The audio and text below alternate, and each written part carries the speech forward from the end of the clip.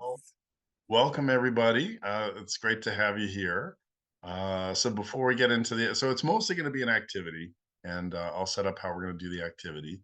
But before we get into that, I'd like to give you a little bit of a background. Um, so I have been playing for many, many years. Let's see, there we go. All right, choose your own adventure. So I have been playing for many years.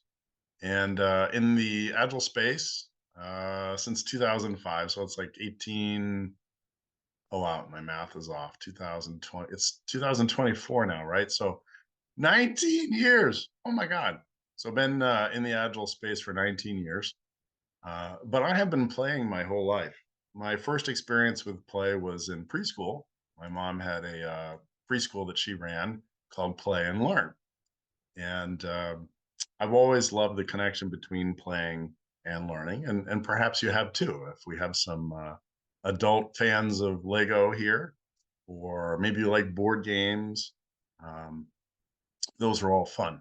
If you have somebody that's just sort of like, and on our next PowerPoint slide, bullet number 5, I think is right. That's not as interesting, and it's hard to sort of, for that to stick. So there's a lot of different ways to help people learn. And I think when it comes to Agile, you can't talk, you can't, my view is you can't talk Agile into people. Doesn't work because it makes no sense. Agile, what? What, you think we haven't been focusing on customer value up till now? What do you think we've been doing? Right. So people get confused pretty easily. It's counterintuitive. But by playing a game, and sometimes people push back at the word game, like, oh, well, we're adults. We don't play at work. Oh, really? I want you to think of the most fun you've ever had the most productive you've ever been at work. I'll bet at that time you were enjoying yourself. Doesn't mean you were laughing and goofing off, but you're like, I really like this.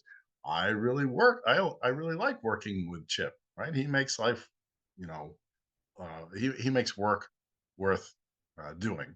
I really like working with Peter or Mary or David or whoever it is. I like being part of this team, and there's likely a playful aspect of that, right? You feel comfortable making a joke, having some banter, and if you say something perhaps not the best thing, and somebody's prickly that day, you know you figure it out because you have a good relationship there, and I think a lot of that comes from that playful interaction. Um, if you've never played Choose Your Own Adventure, um, basically, when I was growing up as a kid years ago, practically yesterday, not really, uh, there were these Choose Your Own Adventure books, and maybe you've played them as well. So let's see, what's the uh, Space Patrol? I don't remember the exact content, but you go to page 2 and it says, oh, you're now a member of the Space Patrol, and there's an urgent call from Planet X. Do you go? Do you see if somebody else can go? What do you do? So if you decide to go to page 5. And you go to page 5 and it says, you're hit by meteors. Your craft is destroyed. Try again. Like, well, that didn't work out. You go back to page 2, you see the other options, etc. So in most books, you're just reading along to see what's going to happen. You're not actually making choices. But here you could read a book and make choices. Now, this is mostly just play. You're not necessarily learning anything other than that didn't work. That did work, right? Um, One of the things that I've found in uh, doing a coaching engagement with an organization that's going agile, which everybody is going agile. I don't know if anybody ever gets there, but going agile anyway, is there are a lot of options you could try, and most people don't know what they all are and don't know what the outcome could be. If you're trying to help leadership understand what's needed, you might get, a few minutes here and there to interact with them to get, yes, I would like to do that. And you've got that one pitch. You can't pitch a whole bunch of different things. But with a game like this, You can introduce a whole bunch of ideas and get people thinking, well, why would that not work? It seems like that would work. You can get a discussion going. That's a very quick way to introduce people to a whole lot of ideas, and they make the choices, that sort of thing. There's a lot of games out here. This is Agile Games New England, I think 2019. Back in the day, back in the day. And this is Lego City. Uh, I've played this game, and I think the most interesting version of this was playing with an organization where one group on one table built all the infrastructure, the sewers and the roads and all that, and another group built the restaurants and the houses and the movie theaters and that sort of thing. So they had all of the infrastructure over here, the roads over here, and the restaurants over here, not connected.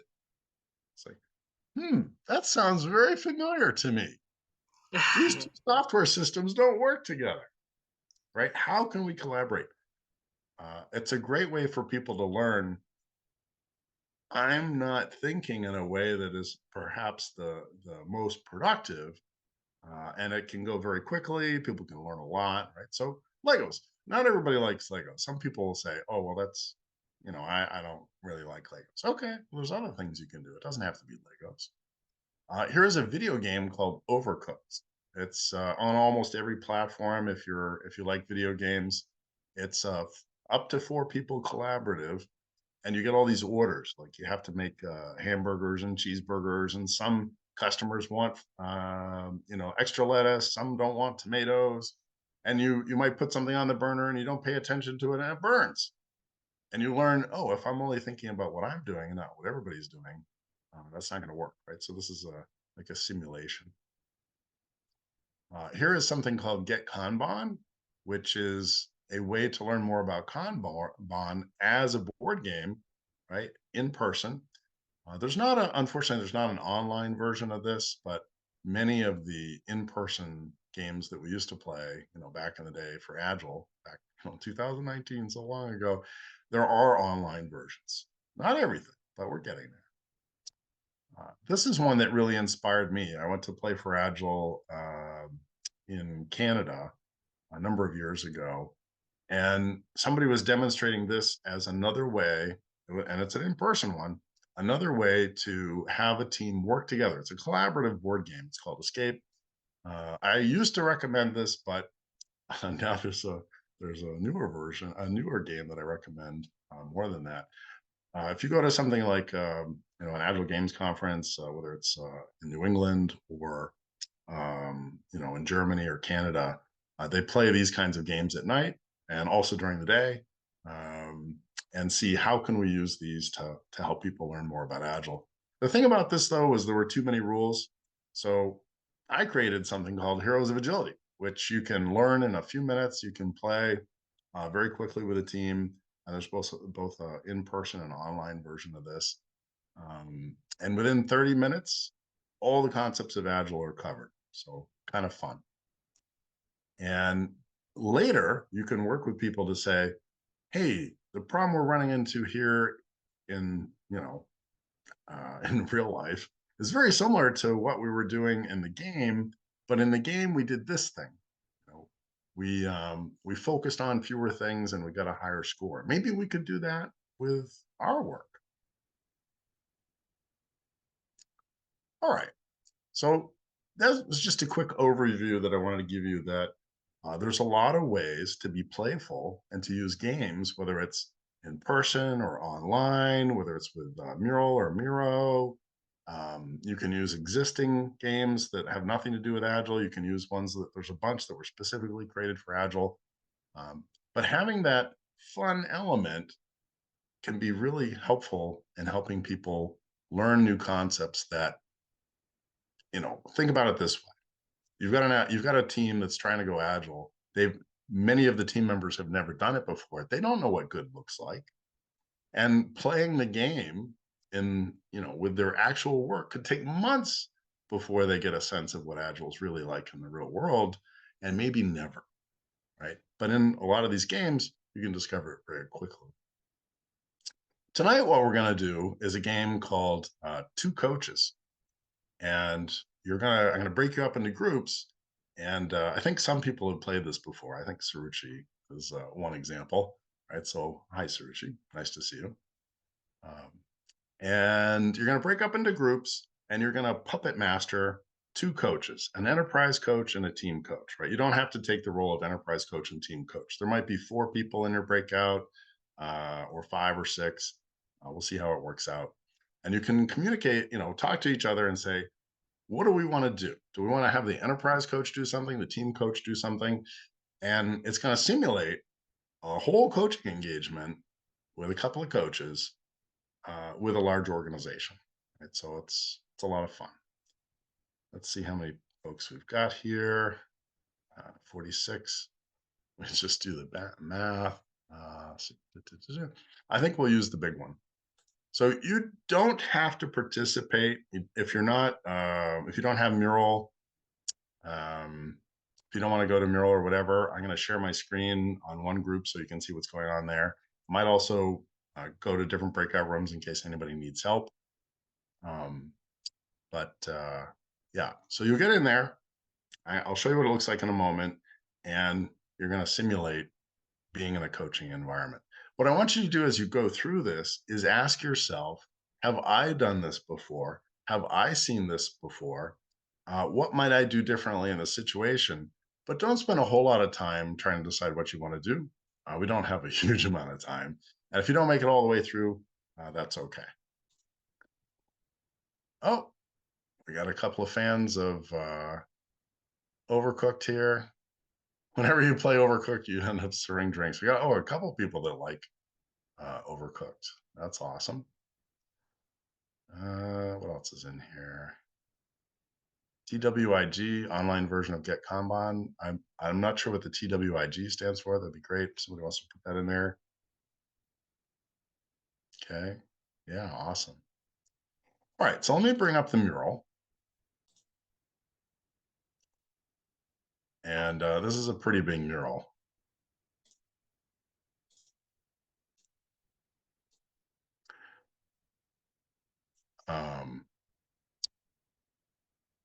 So I'll tell you a bit more about how to get into the mural in a moment. I'll share the link and all that. But there's a drop zone that I'm going to drop everybody into, and you're going to break up into one of these 8 rooms. So if you go into Zoom room 1, you'll navigate to area 1. There's nothing to click on here. You just navigate up until you make it to breakout room 1, and that'll be your area. If you've never used Mural before, you'll need to zoom in and zoom out probably, and you can either use the scroll wheel on your mouse, or you can use the bird's eye view down here in the lower right to zoom in and zoom out. You can also use, if you have a touchpad, you can use 2 fingers up and down, or you can use Control plus and minus. So there's a lot of ways to zoom in and out. But let me just show you an example demo of the game, how this is going to work. There's no link yet. I will be sharing the link shortly. Not yet. Okay, so you'll end up here in a larger version of this. And right now, in this case, you only have one thing that you can do. So you can take any potential action one at a time. If you don't take an action first, you can take it later. Discard this card to begin. So discarding in Mural really just means moving the card out of the way, but it might start to get cluttered. So another alternative is to delete it. Just get rid of it. Okay.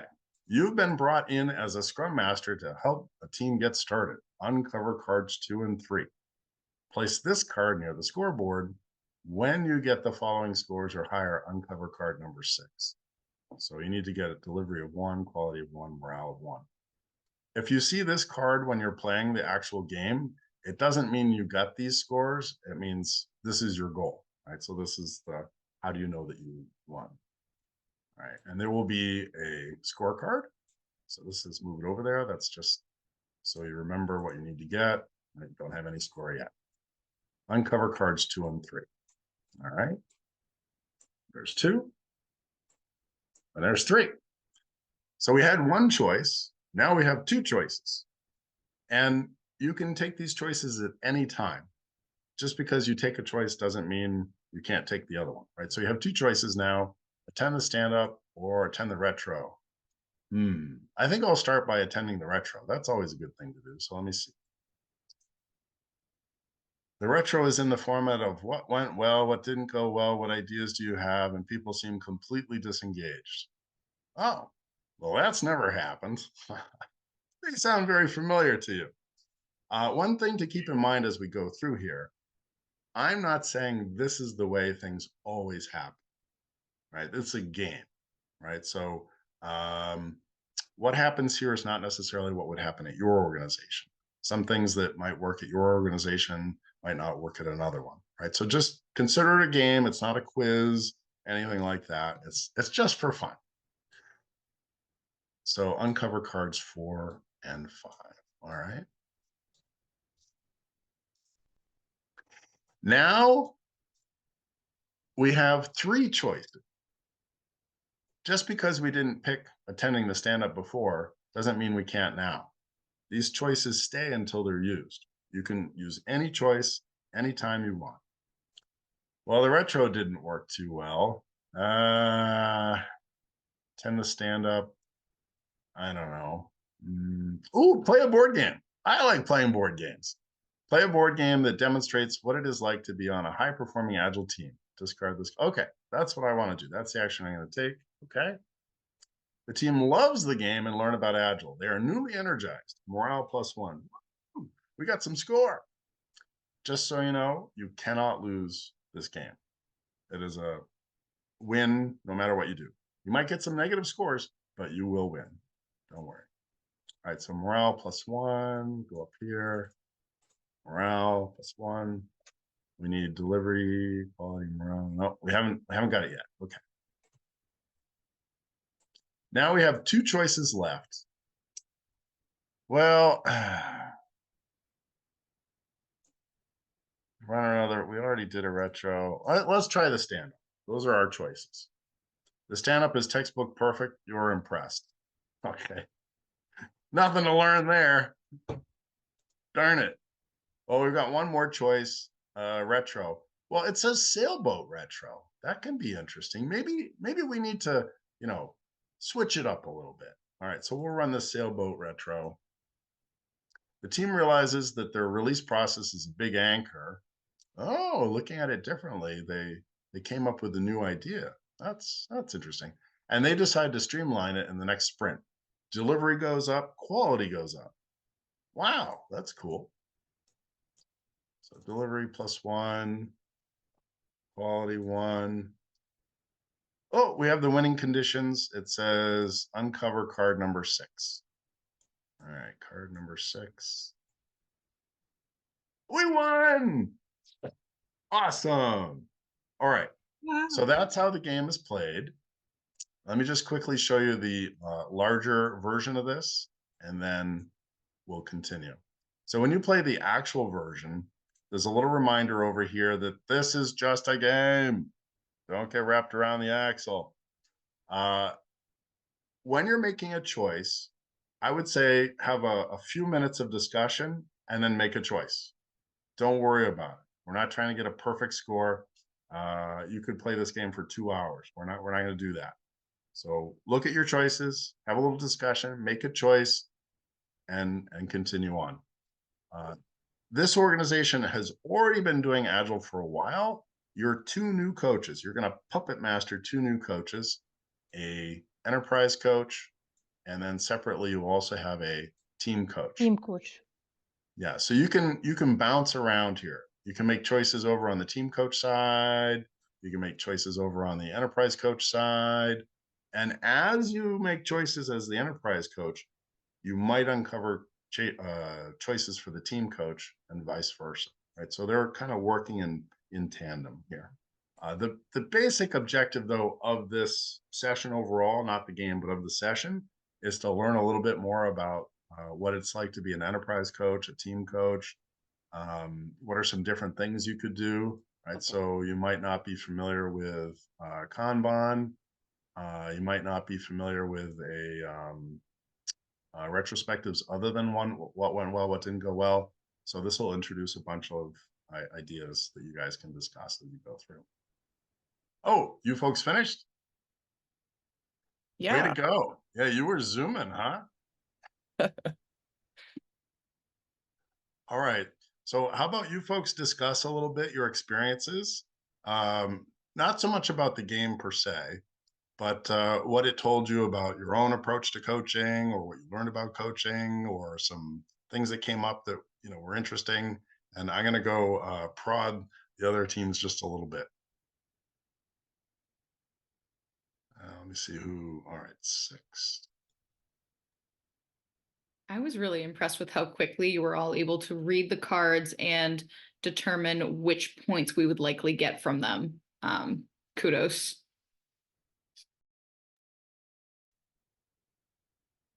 Yeah, I mean, it did kind of feel parallel to my experiences as an agile coach. Like, let's try this and see if it works. Oh no, it didn't work for X reason. Let's try something else.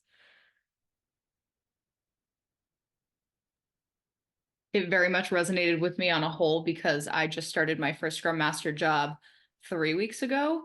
So all of this, I probably needed more time to process, and that's why I was glad I was navigating and listening to you. So it was helpful for me to listen to your perspectives about what has worked in the past, because that very much felt like the path that I'm on right now. Nice. Congrats on the Scrum Master role, by the way. Thank you.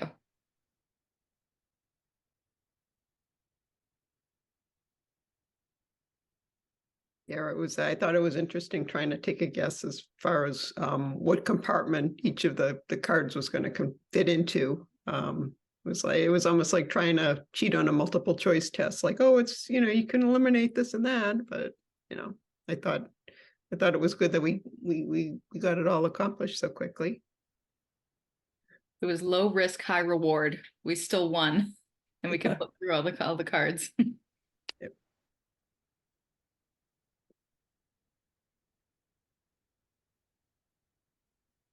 Yeah, I appreciated also that you had sort of like your winning metrics. Like, I mean, yes, we could play this game for hours and hours, and if we didn't have those like scores to try and meet, who knows, we could play forever.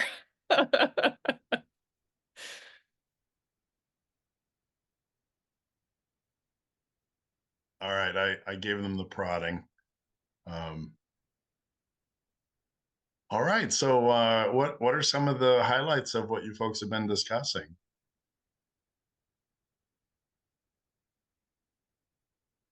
I think On how to win the game. We did a lot about strategy and what was working, what didn't, and we kind of fell into a rhythm pretty quickly. Okay. Wow. So tips and tricks of a winning coaching team. And that what you just said is, I believe, a good reflection on the reality of what works is, you try things, you work as a team, see what's working, what's not working, and what we think might work doesn't always work. People are really disheartened when they're like, "Oh, let's do a retro," and what went well, what didn't go well, and then people are like, "Oh, it's awful." Oh, why? What can we do different? Okay, awesome. What were some other observations or thoughts or ahas or whatever?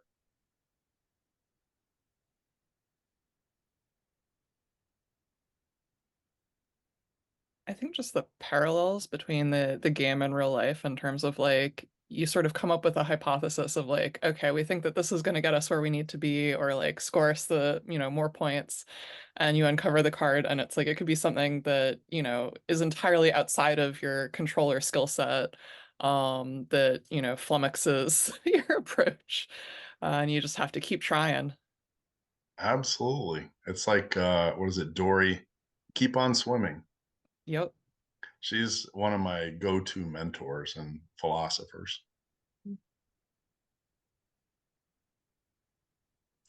Okay. Uh Damon, let's too, see. I think we were successful because we were making decisions. When you came in and said, make it take it, choose it, just choose a path, do anything. I think it's, I think that made a lot of sense rather than analysis paralysis and all of that. So, Oh my God, let me tell you a quick horror story. So I was working in a very large engagement, and it was myself and the folks from my agency, not mine personally, but we were in the same group, and then there was another agency, and we were sort of more at the team level, they more at the enterprise level, and the enterprise guy kept saying, "Oh, you know, that group, my group, wants you to just do Franken Agile.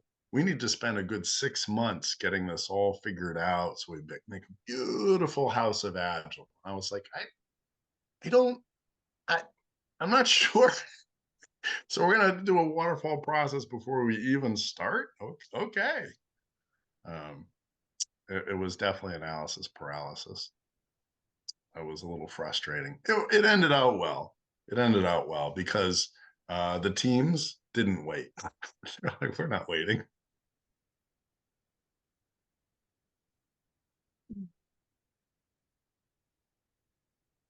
All right. I don't know how to say your name. Is it like Taylor? How do you say that? Yep, pronounced like typical Taylor, just spelled a Oh, little okay.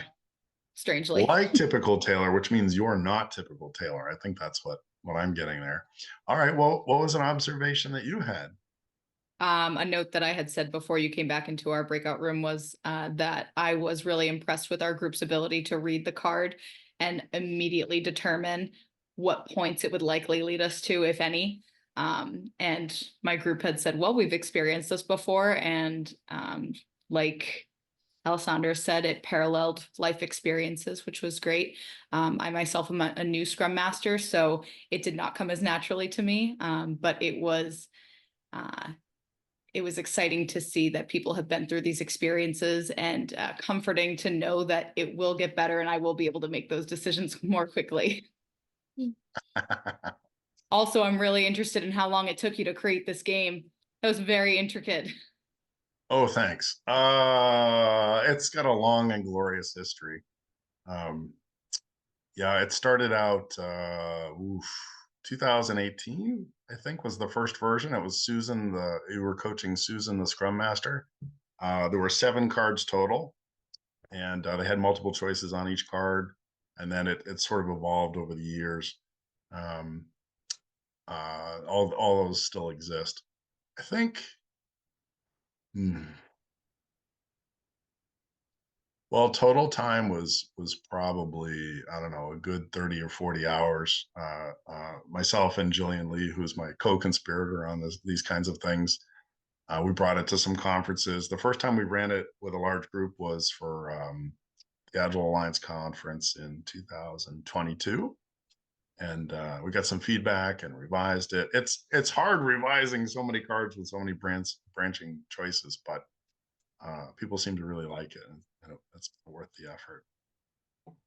Yeah, it's quite the product. We enjoyed it. Yay! All right, we got some new folks back. Love to hear what Manisha, or is it Pepe? How do you say that? Sorry, Pepe. Hey, all right. See what either of you have to share with us. Yes, so So it was I would deliver to, I would defer to Manisha. She was facilitating. no, we did an excellent job, and we worked as a team, and we were able to get a lot more points than just required 1 for each. In some categories, we had 4 or 3 points. At points for morality, we lost a point, then gained a point, lost a point again. So morality was all over, but in the end, we were able to get that morality point 1 back. Good game. Yeah, really good game, Damon. Really good game. Oh, thank you. And I wonder if there were. To be clear, it wasn't morality points, it was morale points. Yeah, a little morality point would be something different. Oh, well, in any case, it went up and down. Yeah, that's the one that actually varies the most out of all of them. Some of them don't have any negatives. That's actually one of the things we were thinking about is sort of spending a little bit more time on that idea of what do we need to do? What does this organization want? How do we focus on the things that they want? And you know, that sort of thing. All right, I'm just going to give people a 5-minute warning here, or actually 1-minute warning. 1-minute warning. Sometimes people are disappointed. They're like, I didn't finish. It's in progress. Agile's a journey. It's okay. All right. What was another observation? Hi, Jerry. How are you? What would you like to share from your experience? I thought it was a great game. Thank you.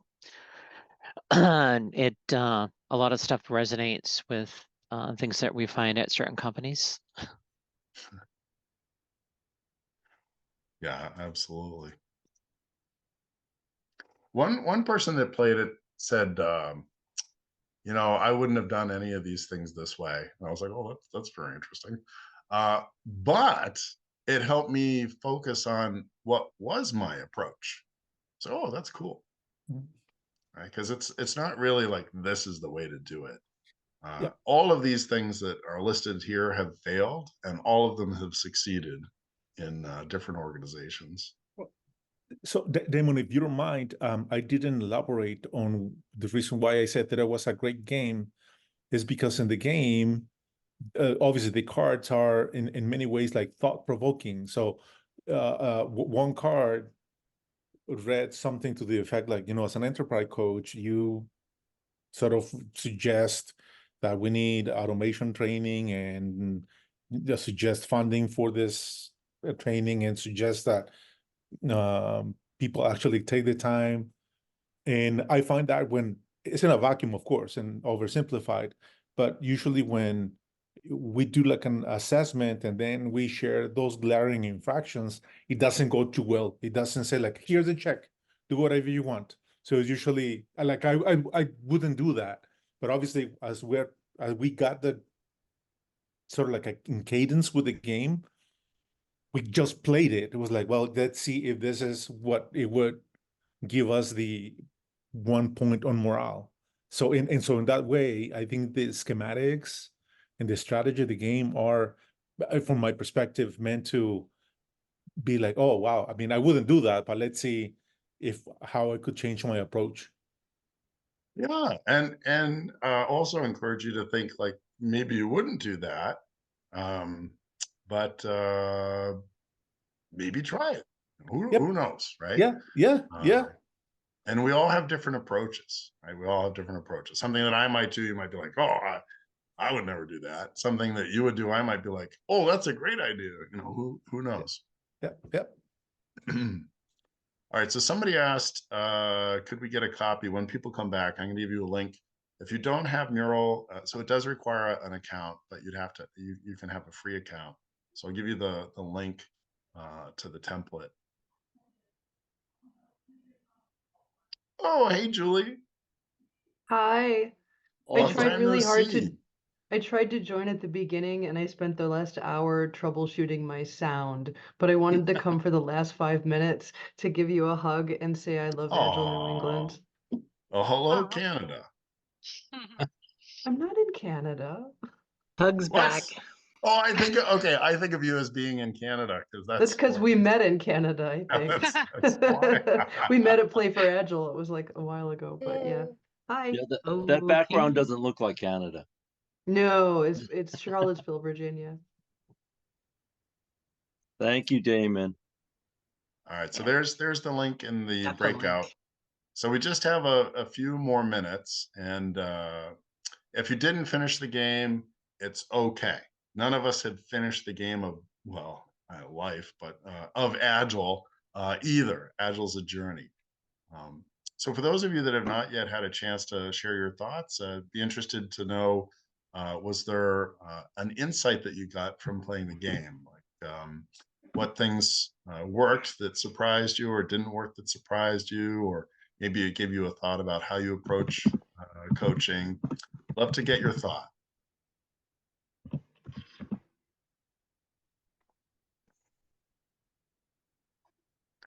I know you're all thinking I something. thought it was I just interesting wonder how what it is.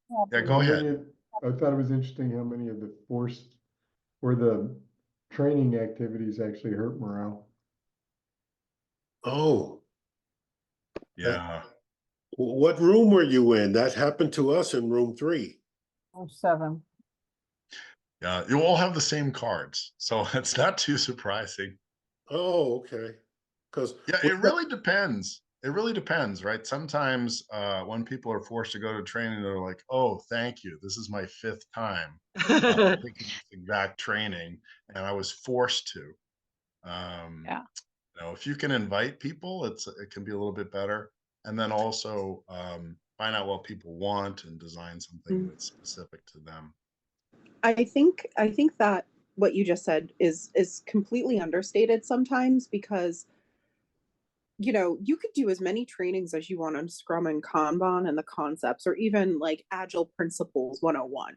But you can easily fail if they understand those concepts, but they struggle with some of the nuances, like story points. At our company, we've created a separate story point training to actually go through the intent of these items. So you can articulate as many times as you want what the factual statements are, but if you don't go over the intent and what it actually means to do something in a real life and real world scenario that actually impacts them, you never get anywhere. And you just further frustrate and annoy them. So we actually take stock as to what our staff want to actually see for trainings and what they'd actually like to hear before we go about creating anything for them. Well, that's fantastic.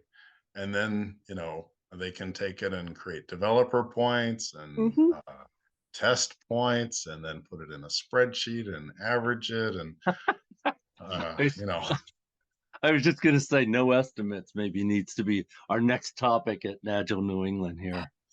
I think, oh man, I think the one thing we need to do is we need to say not all story points are created equal, and you cannot use the same story points across products. Right.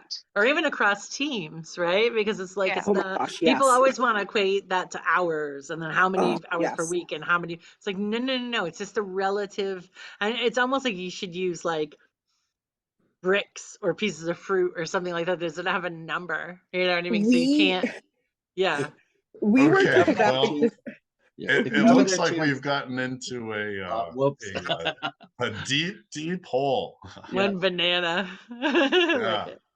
All right. Well, thank you, everybody. It was so wonderful to see so many people here, many of you who I've met before or interacted with before. Looking forward to seeing you again. And so for those of you that are interested, there are a lot of Agile Games conferences. Not exactly sure what's going to happen with Agile Games New England, but whether it's in person or on the web or whatever, the main idea here was just to introduce you to the idea of Agile Games and how they might be useful. This is one game. There's lots of them out there.